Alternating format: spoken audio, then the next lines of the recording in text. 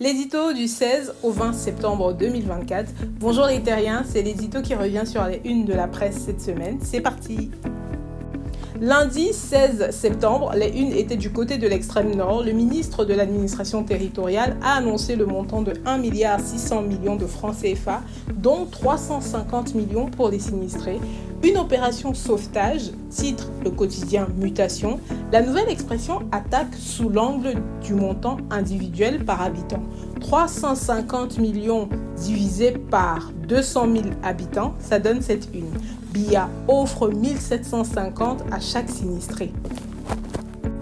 Le président Paul Biya autorise l'exploitation de la bauxite à l'entreprise Camalco, filiale camerounaise de l'Australien Canyon Resources.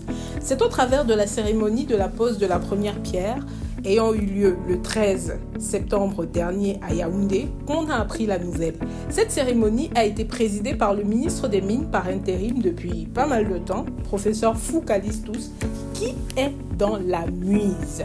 Oui, l'origine de ces embrouilles, ce serait, selon des unes, l'attribution du permis d'exploitation de la petite mine. Il semblerait qu'il y ait des sociétés qui soient illégalement installées sur un site dans la ville de Bâle. On enchaîne sur un bal, celui des ministres dans l'extrême nord, ce que certains qualifient de reconfort du couple présidentiel. Et dans la foulée, le Cameroun Tribune nous surprend en titrant « Marketing politique derrière les œuvres sociales ».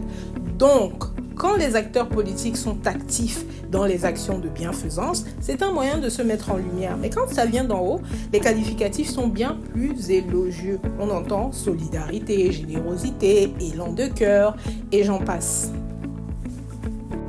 Une opération coup de poing du ministre de l'Eau et de l'Énergie dans le but de mettre un stop au pétrole de contrebande, une activité très dangereuse. Opération menée par la Brigade nationale de lutte contre la fraude des produits pétroliers dans la ville de Douala.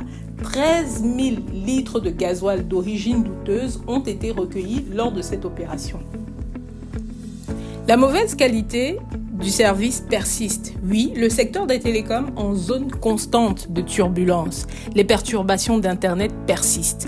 Et son gendarme, l'autorité de régulation des télécoms, annonce l'audit du réseau. On en connaît déjà un peu les conclusions. Le cacao a pas mal fait parler cette semaine, tout d'abord par des complaintes avec le désarroi des planteurs. Des milliers de tonnes de cacao ne trouvent pas d'acheteurs. Puis, près de 50 000 tonnes acheminées frauduleusement vers le Nigeria. Et enfin, le Cameroun devient 4e exportateur mondial de cacao. L'info à chaud spécule sur une possible démission du président de la FECAFOOT lors de la convocation d'une assemblée ordinaire. Déficit énergétique. Depuis le début du mois, les populations renouent avec les coupures intempestives. Le ministre de l'Eau et de l'Énergie a parlé d'une centrale à gaz inactive et toujours un bif entre le producteur d'énergie et son distributeur Eneo. Et aussi 180 MW produits par le barrage hydroélectrique de Nachigal, mais la fourniture dans la zone est moindre. De l'eau dans le gaz à l'Assemblée nationale entre le président de la Chambre basse et son secrétaire général imposé. Climat des affaires au Cameroun, le président du GECAM s'inquiète de l'année à venir. Dans le même temps, il demande une trêve fiscale pour l'année 2025. Le 11e contingent est en cours de déploiement pour la mission multidimensionnelle intégrée des Nations Unies pour la stabilisation de la Centrafrique, en abrégé MINUSCA. Lors de cette cérémonie, le ministre délégué à la présidence chargé de la Défense a présidé la remise de l'étendard aux 1070 casques bleus. C'était long, mais